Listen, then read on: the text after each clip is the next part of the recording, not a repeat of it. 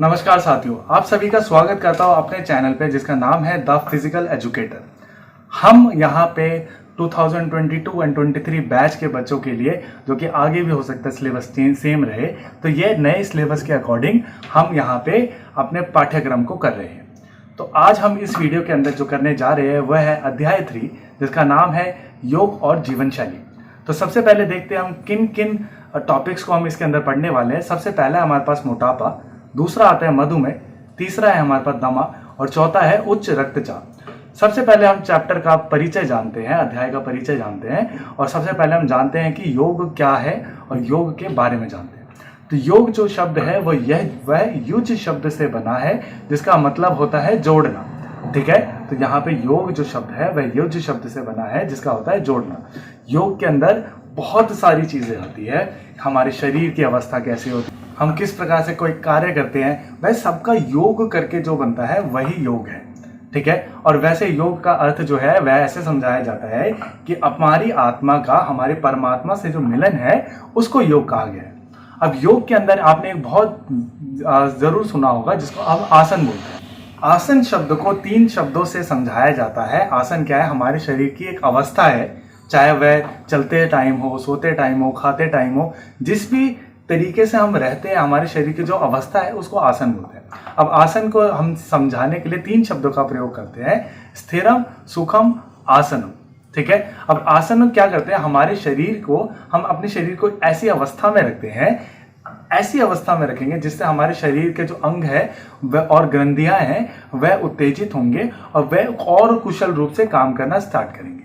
ठीक है, और वह आसन अलग अलग रूप के हो सकते हैं, जिसके हिसाब से हमारे पास आता है अध्यानात्मक आसन, फिर आता है विश्रामात्मक आसन और आता है सर्वधानात्मक आसन।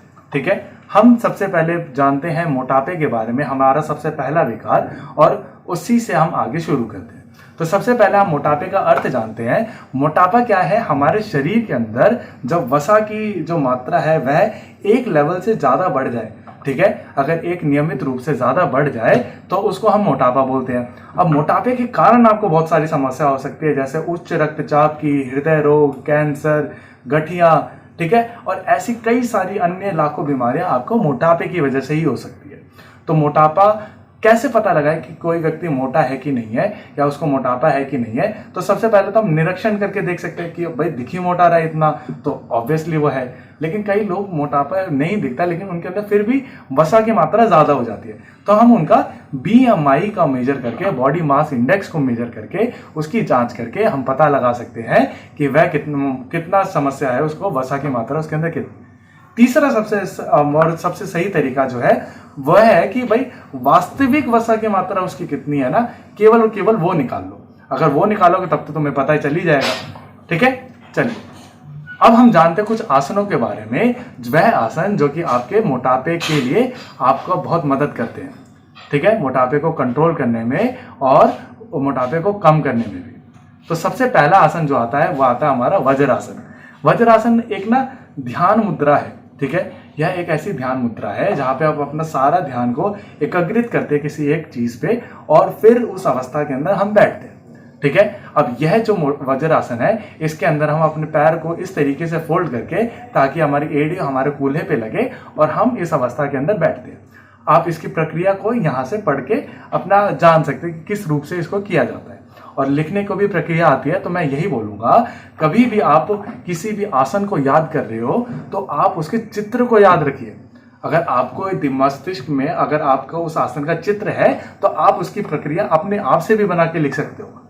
ठीक है, तो आपको वह लिखना आना चाहिए, वह चित्र याद होना चाहिए, सबसे जरूरी। ठीक है, तो वज्रासन कुछ इस प्रकार से दिखता है। यहाँ पे चित्र लगाने का उद्देश्य ही यही है कि आप इसको देख पाए। ठीक है, नेक्स्ट आता है इसके अंदर करने से क्या लाभ है वज्रासन को। तो वज्रासन हमारे ध्यान को एकत्रित करने में हेल्प करेगा, हमारा पाचन तंत्र को सुधारता है, जांघों और पिंडलियों की, क्योंकि यहाँ पे जब हम इस अवस्था में बैठते हैं हमारे जांघ और पिंडलियां वह जोर पड़ता है उन पे, तो वह मजबूत बनती है। हर्निया को रोकने में हेल्प करता है और रक्तचाप को नियंत्रित करने में हेल्प करेगा। ठीक है, तो यह इसके कुछ फायदे थे। किन लोगों को यह आसन नहीं करना? जिनको घुटनों का दर्द रहता है वह इस आसन को ना करे, क्योंकि यहाँ पे आपके घुटनों पे बहुत जोर पड़ने वाला है।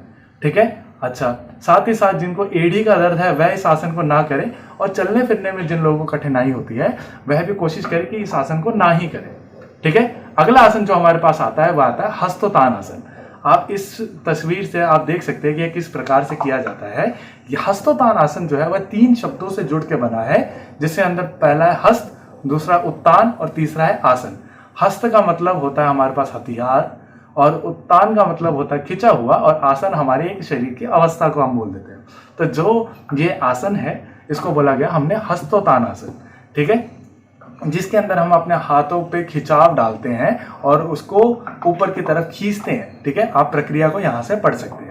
अब यह आसन करने से लाभ क्या है कि आपके शरीर को आराम प्रदान करता है, क्योंकि जब आप खींचोगे तो आपकी सारी मसल्स को ऐसे खींचेंगे तो आपका रक्तचाप उन मसल पे बढ़ेगा, और रक्तचाप बढ़ेगा, ऑक्सीजन सप्लाई बढ़ेगा, तो आपको आराम मिलता है। ठीक है, मांसपेशियों को दर्द को दूर करेगा, बच्चों की लंबाई बढ़ाने में मदद करता है। वैसे तो लंबाई नहीं बढ़ सकती, लेकिन आपकी यहाँ पे फ्लेक्सिबिलिटी बढ़ती है, जो कि आपकी लंबाई बढ़ाने में एक बड़ा फैक्टर है। ठीक है। अच्छा, रीढ़ की हड्डियों को लचीला बनाता है। हर्निया और पेट की सूजन जिनको है वह इस आसन का प्रयोग ना करें। अगला आसन जो आता है वह हमारे पास आता है त्रिकोण आसन। इसका नाम से ही आप जान सकते हैं, यहाँ पे हम अपने शरीर से एक त्रिकोण बनाने की कोशिश करते हैं, और इस आसन को त्रिकोण आसन बोला गया। यह इसकी प्रक्रिया है, और इस आसन को करने से क्या लाभ है, यह हमारे पैरों, घुटनों, बाहों और छाती को मजबूत बनाने में हेल्प करता है, हमारे पाचन को सुधारने में मददगार साबित हुआ है, मानसिक और शारीरिक संतुलन बनाने में हेल्प करता है, और हमारे चिंता, तनाव, जितनी भी मानसिक विकृति है ना, उन सबको भी दूर करने में अंदर बहुत अच्छा साबित होता है। जिन लोगों को दस्त है, या उच्च रक्तचाप है, या पीठ में चोट लगी है, सर्वाइकल है, वह इस आसन को ना करें। ठीक है, आप कर भी रहे हो तो बहुत ध्यान से करो, क्योंकि योग हमें ये सिखाता है कि अपने शरीर को ना बहुत ज़्यादा दबाव में नहीं डालना। आप दबाव डालते हैं ताकि आपकी प्रोग्रेस हो, लेकिन इतना दबाव में नहीं डालना कि आपको वह समस्या क्रिएट करके दे। ठीक है, चलिए अगला जो आता है हमारे पास आसन आता है वह आता है अर्धमस्तेंद्र आसन। यह एक ऐसा आसन है जिसके अंदर आप सुखासन की स्थिति में बैठते हैं, और उसमें दूसरा पैर अपने पहले वाले पैर के आगे ले जाके हाथों से पैरों को पकड़ने का प्रयास करते हैं। यह आसन से करने से क्या होता है, आपका जो प्रत्याश है और प्रोस्टेट ग्रंथ है उसको स्वस्थ करने में मदद करता है। हमारा एड्रेनलिन और पित्त का जो चाप है, ठीक है, जो कि मधुमेह को कंट्रोल करने में हेल्प करता है। हमारी पीठ की मांसपेशियों के अंदर खिंचाव लाएगा, और पाचन रोगों को खत्म करने के अंदर बहुत ज़्यादा मददगार साबित है। जो औरतें प्रेग्नेंट है, या जिनको हर्निया का दिक्कत है, वह इस आसन को ना करें। ठीक है, चलिए अगली हमारी जो समस्या आती है वह आती है मधुमेह। तो मधुमेह का सबसे पहले हम अर्थ जानते हैं कि मधुमेह क्या होता है। जब हमारे शरीर के अंदर हमारा जो शुगर लेवल है, जिसको शक्कर का बोला जाता है, अगर वह बढ़ जाता है, हमारा बॉडी का शुगर लेवल अगर बढ़ जाता है, तो वह हम मधुमेह कहलाते हैं। अब यह बढ़ा है और बढ़ा ही रहेगा। जब हम खाना खाते हैं ना, तो हमारे बॉडी का शुगर लेवल बढ़ता है। ठीक है, हमारे शरीर का शुगर लेवल बढ़ता है, लेकिन हमारी बॉडी फिर इंसुलिन प्रोड्यूस करती है। जैसे जैसे ये इंसुलिन आएगा हमारी बॉडी में रिलीज होगा, तो ये शुगर लेवल वापस से कम हो जाएगा। ठीक है, लेकिन मधुमेह के अंदर या हमारे पास 2 समस्याएं आती है कि भाई हमारा जब रक्त जो था उसके अंदर शुगर लेवल बढ़ गया, अब इंसुलिन आया, वो आके इसको इतना इंसुलिन हमारे पास नहीं है कि वो इसको दबा के वापस नीचे लेके आ पाए। तो वो इतना ही है, शुगर लेवल थोड़ा सा ड्रॉप होता है लेकिन गिरता नहीं है। ठीक है, तो शुगर यहाँ पे बढ़ा ही रहता है। ये है मधुमेह की समस्या। दूसरा जो समस्या है मधुमेह में कि भाई हमारा हमने खाना खाया, हमारा शुगर बढ़ गया, अब हमारे पास इंसुलिन आ गया बहुत सारा, लेकिन हमारे जो सेल्स हैं, हमारी जो कोशिकाएं हैं, वह उस इंसुलिन पे प्रतिक्रिया ही नहीं करती। अगर प्रतिक्रिया नहीं करेगी तो शुगर कैसे कम होगा? तो अगर वह प्रतिक्रिया ही नहीं करेगी तो उससे भी हमारा शुगर लेवल बढ़ा ही रहता है, जिससे हमें मधुमेह की समस्या हो जाती है। अब मधुमेह के कारण आपको थकान, बार बार पेशाब आना, प्यास लगना, भूख लगना और धुंधली दृष्टि होने जैसी कई भयानक समस्याएं आपको हो सकती है। अब जानते हैं ये मधुमेह के प्रकार कौन कौन से हैं। तो सबसे पहला आता है हमारे पास टाइप ए मधुमेह, और दूसरा हमारे पास टाइप बी मधुमेह। टाइप ए मधुमेह जहाँ पे आपका इंसुलिन तो प्रोड्यूस हो रहा है, लेकिन वह इतना प्रोड्यूस नहीं हो रहा, उतना उत्पन्न नहीं हो रहा जितना हमारे शुगर लेवल को कम कर सके। ठीक है। इसके अंदर हम क्या करते हैं, हम कृत्रिम इंसुलिन लेते हैं, यानी बाहर से इंसुलिन के इंजेक्शन लेते हैं, जिससे हमारा इंसुलिन लेवल एक रूप से फिर से बढ़ेगा और जितना हमें इंसुलिन चाहिए था शुगर को कम करने के लिए उतना हमारे पास शरीर में आ जाएगा, जिससे हमारा शुगर का लेवल कम हो जाएगा। जबकि टाइप 2 के अंदर यहाँ पे हमारे शरीर की कोशिकाएं उस पर कार्य ही नहीं कर रही। तो यहाँ पे सबसे बड़ी समस्या है कि भाई मधुमेह जो है वह कंट्रोल नहीं हो पाता। अगला जो आता है हमारे पास, हम बात करें कुछ आसनों की जिससे हम मधुमेह को काबू कर सकते हैं। तो सबसे पहला आसन आता है हमारे पास भुजंग आसन। भुजंग आसन एक ऐसा आसन है जिसके अंदर हम अपने शरीर का आकार एक सांप जैसा करते हैं, ठीक है, जहाँ पे हम पेट के बल लेट के अपने हाथों को छाती के पास रख के अपने शरीर को उठा के ऊपर से ऊपर देखने का प्रयास करते हैं। आप यहाँ से इसको करने की विधि को जान सकते हैं। अब हम बात करते हैं भुजंग आसन के हानि और लाभ के, और सावधान या किन सावधानियों को करना है। मूत्राशय के योग को ठीक करने में मदद करता है, ठीक है। हमारा जो वर्टिब्रल कॉलम है उसको लचीला बनाने में मदद करता है। गैस का विकार, कब्जी होना, उन सबको दूर करता है और हमारे शरीर के अंदर ना एक लचीलापन लाता है, ठीक है। किन लोगों को यह नहीं करना, जो हर्निया से पीड़ित है, पीठ में दर्द है, सिर में दर्द है और जो प्रेग्नेंट औरतें हैं वह इस आसन को ना करें। अगला आसन हमारे पास आता है पश्चिमोत्तानासन। यह आसन आपने जीवन में एक ना एक बार जरूर किया होगा, बेशक से आपको इसका नाम याद ना हो, जहाँ पे हम अपने पैरों को बिल्कुल सीधा रख के अपने हाथों से एड़ियों को पकड़ते हैं और अपने पेट को अब थाई पे लगाने का, यानी अपने जांघों पे लगाने का प्रयास करते हैं, ठीक है। और यहाँ पे हम कोशिश करेंगे कि हमारे जो ये घुटने हैं ये जमीन से ऊपर ना उठे, ठीक है। आप इसकी प्रक्रिया को यहाँ से पढ़ सकते हैं। अच्छा, अब यह आसन करने से क्या फायदे हैं? कब्जी को दूर करेगा।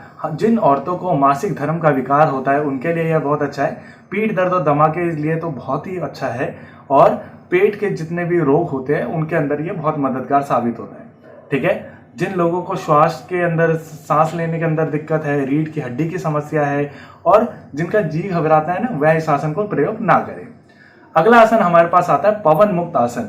पवन मुक्त आसन एक ऐसा आसन है जिसके अंदर हम अपने पेट पे इस प्रकार से जोर डालते हैं कि हमारे पेट की जो गैस है वह हमारी बाहर आ जाए, ठीक है। और ये बाहर आएगी तो इसी को हमने पवन मुक्त आसन बोला, ठीक है। और इसकी प्रक्रिया को आप यहाँ से पढ़ सकते हैं। और इसको करने से लाभ क्या है कि भाई ये पीठ में जो हमारे जो खिंचाव होता है ना, जो दर्द रहता है जो लोअर बैक के अंदर, उसको दूर करने में हेल्प करेगा। हमारे रक्त संचारण के अंदर हेल्प करेगा, कब्जी को दूर करेगा, मांसपेशियों को मजबूत बनाएगा और वसा को कम करने में भी यह बहुत मददगार साबित होता है, ठीक है। जिन लोगों को उच्च रक्तचाप का दिक्कत हो या हाई हृदय रोग हो, प्रेग्नेंट औरतें हो या बवासीर से जो पीड़ित व्यक्ति है वह इस आसन का प्रयोग ना करे।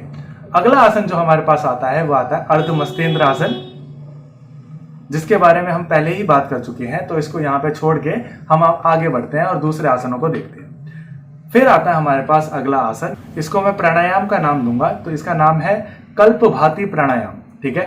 कल्पभाति प्राणायाम क्या है? यह एक ऐसा प्राणायाम है जिसके अंदर हमारा जो हृदय है और जो दिमाग है उनका जो रिश्ता है वो और गहरा होता है और हमारे शारीरिक प्रभाव पर डालती है, ठीक है। तो यहाँ पे हमारा हृदय और दिमाग जो है वह मजबूत होता है। यह एक सांस लेने का, हम किस प्रकार से सांस ले रहे हैं उसके ऊपर यहाँ पे काम किया जाता है। इसकी प्रक्रिया को आप यहाँ से पढ़ सकते हैं। इसको करने से लाभ क्या है? यह हमारी आंतों की समस्या जितनी भी होती है उनको दूर करने में मदद करता है। शरीर के अंगों को और सुचारू रूप से चलाएगा। रक्त का संचारण जो होगा वो और अच्छा होगा। मधुमेह के रोगियों के लिए ये भी बहुत अच्छा है, दिमाग को शांत रखने के अंदर, और जितनी भी सांस संबंधी समस्या है उनको दूर करने के अंदर यह कल्पभाति प्राणायाम बहुत मदद साबित करता है, ठीक है। किन लोगों को नहीं करना? जिन लोगों को बेचैनी होती हो, थोड़ी उच्च रक्तचाप की दिक्कत हो, हृदय की दिक्कत हो, वह इस आसन को प्रयोग ना करें, क्योंकि उनसे उनकी समस्या और बढ़ सकती है। चलिए, अगला जो हमारे पास विकार है वो है दमा। तो दमा का अर्थ जानते हैं। दमा एक ऐसी समस्या है जिसके अंदर आपके सांस लेने के अंदर दिक्कत होती है। तो जो ये हमारा वायु मार्ग है जिसको ट्रैकिया बोला जाता है, जिससे सांस हमारे छाती में जाती है, हमारे फेफड़ों में जाती है, तो यह जो ट्रैकिया है, ये जो रास्ता, ये इस प्रकार का पाइप्स है। अब इस पाइप में अगर कचरा जमा हो जाए तो ये क्या होगा? ये जो इतना बड़ा गड्ढा था ये धीरे धीरे छोटा हो जाएगा। अब इस छोटे गड्ढे से हवा कैसे जाएगी? कम जाएगी। तो जब हमारी हवा कम जाएगी तो उससे क्या होगा? हमारे फेफड़ों के पास ऑक्सीजन की कमी हो जाएगी और हमारे पूरे शरीर के अंदर ऑक्सीजन की कमी होगी, जिसकी वजह से आपको चक्कर आना, ठीक है, बेचैनी महसूस होना और हृदय का तेज धड़कना, ऐसी समस्या हो सकती है। तो अगर मैं सामान्य लक्षण के बारे में बात करूं तो खांसी, भारीपन सांस लेने में, सीने में जकड़न, थकान, हाथ पैर में दर्द होना, यह कुछ समस्या है जो कि अस्थमा के टाइम पे आपको होती है। ठीक है, कारण क्या है इसका? धूल, धुआं और वायु प्रदूषण। तो आप मास्क का प्रयोग कर सकते हो इन सबसे बचने के लिए भी। अब अगर हो गया है तो आप क्या करो, तो सबसे पहला और सबसे आसान और सबसे अच्छा आसन है सुखासन। सुखासन एक ऐसा आसन है जिसके अंदर आप सुख की स्थिति में एक आसन लेते हैं, जो भी आपका कंफर्टेबल पोजीशन है आप उसके अंदर बैठते हैं। आप इसके अंदर प्रक्रिया को देख सकते हैं। ठीक है, इस आसन को करने से लाभ क्या है? यह आपके मानसिक और शारीरिक संतुलन बनाएगा। ठीक है, हमारे रीढ़ को लचीला बनाता है, चिंता, तनाव और मानसिक विकार को दूर करता है, शरीर की मुद्रा को ठीक करने में हेल्प करता है, क्योंकि हमारी शारीरिक मुद्रा जो होती है यहाँ पे हम बना के रखते हैं, जिससे हमारी मांसपेशियां मजबूत होती है और शारीरिक की जो भी हमारी मुद्रा से संबंधी जो भी विकार है उनको दूर करने में यह बहुत मदद करता है। घुटने और कूल्हे में अगर आपके दर्द है या उससे तकलीफ है तो आप इस आसन को ना करें और दूसरे आसनों को प्रयोग करें। अगला आसन हमारे पास आता है चक्र आसन। चक्र आसन एक ऐसा आसन है जिसके अंदर हम अपने शरीर को एक चक्र के समान करने का प्रयास करते हैं। ठीक है, चक्रासन करने के लिए यहाँ पे आपका प्रोसीजर लिखा हुआ है, आपकी विधि लिखी हुई है। आपको इसको करने से फायदा क्या है? आपके पीठ, गर्दन और जितनी भी हमारी मांसपेशियां हैं उनको उत्तेजित करता है, उनको मजबूत बनाने में हेल्प करेगा, मोटापे को नियंत्रण करना, तनाव को दूर करना। ठीक है, इन सारे ही कार्यों के अंदर हमारा जो चक्रासन है वह बहुत मदद करता है। किन लोगों को यह आसन नहीं करना? जिनको दिल की समस्या हो या उच्च रक्तचाप की समस्या हो या कंधे में चोट लगी हो तो वह इस आसन का प्रयोग ना करें। अगला आसन जो हमारे पास आता है वह आता है गौमुख आसन। गौमुख आसन एक ऐसा आसान आसन है जिसके अंदर आप सुखासन में बैठ के अपने हाथों को पीछे से ऐसे पकड़ने का प्रयास करते हैं। ठीक है, आप इसकी प्रक्रिया को यहाँ से पढ़ सकते हैं। अब गौमुख आसन करने से आपको क्या होता है?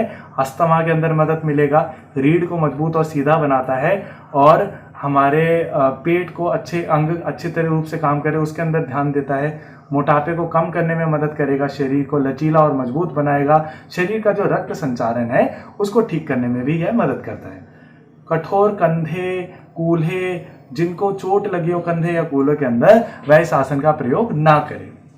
अगला समस्या आती है, अगला जो आसन आता है हमारे पास वह आता है पर्वत आसन। पर्वत आसन एक ऐसा आसन है जिसके अंदर हम अपने शरीर की अवस्था एक पर्वत के समान करते हैं और उसको बनाए रखते हैं। आप इससे यह विधि पढ़ सकते हैं और इसको करने से फायदा क्या है? इसको करने का फायदा यह है कि यह हमारी अस्थमा को दूर करने में हेल्प करेगा, पीठ को मजबूत बनाएगा, रीढ़ की हड्डियों को सुधार करेगा, लचीला बनाएगा और कंधे और पीठ के तनाव को ये खत्म करने में मदद करता है। जिन लोगों को कंधे, कूल्हों या घुटनों के अंदर समस्या हो वह इस आसन का प्रयोग ना करें। अगला आसन आता है हमारे पास भुजंग आसन, जिसके बारे में हम पहले ही बात कर चुके हैं और उसकी हम सारी हानि और लाभों के बारे में बात कर चुके हैं। पश्चिमोत्तान आसन, जिसके बारे में भी हम बात कर चुके हैं। और इसके बाद आता है मत्स्य आसन। मत्स्य आसन एक ऐसा आसन है, अगेन हमें सुखासन में बैठना है, जिसके अंदर हम पैरों को अपने जांघों के ऊपर रखेंगे और अपने हाथों से अपने पैरों को, दोनों अंगूठों को पकड़ के पीठ से इस प्रकार का कर्व बना के अपने सर को जमीन पर रखने का प्रयास करते हैं। अब यह आसन करने से होता क्या है? पाचन तंत्र सुधरेगा, श्वसन प्रणाली अच्छी होगी, वर्टिब्रेट कॉलम अच्छा होगा, मधुमेह के रोगी के लिए तो खासकर बहुत सही है। और जिन औरतों को मासिक धर्म का विकार रहता है वह यह आसन को अगर करेंगे तो उनको बहुत मदद मिलेगी। गर्दन से एक प्रकार की किसी भी चोट लगी हो या पेट समस्या हो या गर्भवती हो कोई महिलाएं, तो वह इस आसन का प्रयोग ना करें। अगला आसन जो आता है वह आसन नहीं, एक प्राणायाम है जिसका नाम है अनुलोम विलोम। अनुलोम विलोम एक ऐसा प्राणायाम है जिसके अंदर हम अपने हाथों की अवस्था कुछ इस प्रकार से बनाते हैं। ठीक है, और यहाँ से हम अंगूठे से एक नॉस्ट्रिल को दबाते हैं और दूसरे से सांस लेते हैं, सांस को छाती में भर के रोकते हैं और फिर दूसरी नॉस्ट्रिल से हम उसको रिलीज करते हैं। इस प्रक्रिया को बार बार दोहराए और इस प्रक्रिया की और अच्छे से जानने के लिए आसन और प्राणायाम को अच्छे से और जानने के लिए आप इसकी विधि को पढ़ सकते हैं। अब यह करने से होता क्या है? इसके केवल लाभ ही लाभ है, कोई आपको खास सावधानियों की ज़रूरत नहीं है।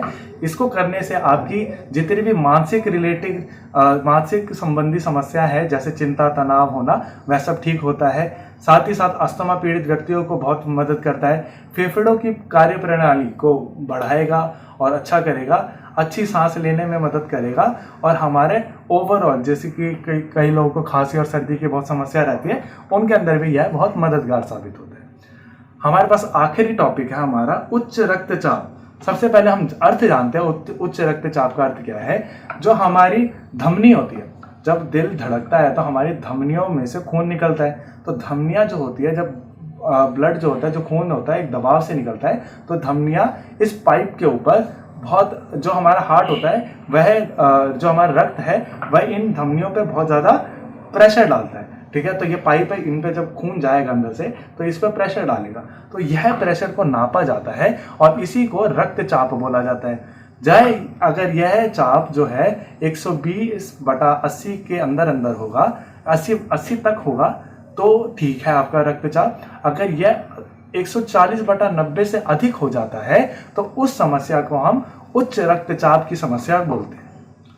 अब यह उच्च रक्तचाप की समस्या के लिए आप ताड़ासन का प्रयोग कर सकते हैं, जिसके अंदर आप बिल्कुल सीधा खड़े होकर अपने हाथों को सीधा करके इस प्रकार से एक आसन अवस्था के अंदर आते हैं।